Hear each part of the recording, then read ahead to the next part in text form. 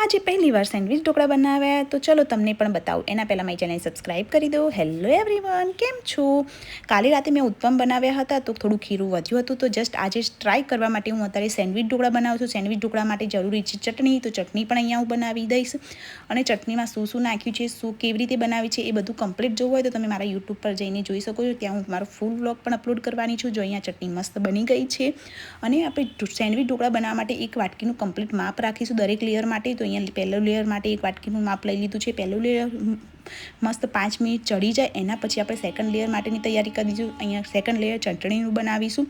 તો અહીંયા મેં સેકન્ડ લેયર માટે પણ તૈયારી કરી દીધી છે. પછી મસ્ત રીતે સેકન્ડ લેયર પણ અહીંયા પાથરી દીધું. સેકન્ડ લેયર પણ 5 મિનિટ ચડી જાય એના પછી આપણે થર્ડ લેયર માટે બેટર બનાવી દઈશું. અને થર્ડ લેયર પાથરીને એના ઉપરથી કાળા મરી કે લાલ મરચું ભભરાઈ દઈને 10 મિનિટ સુધી મસ્ત એને ચડવા દઈશું.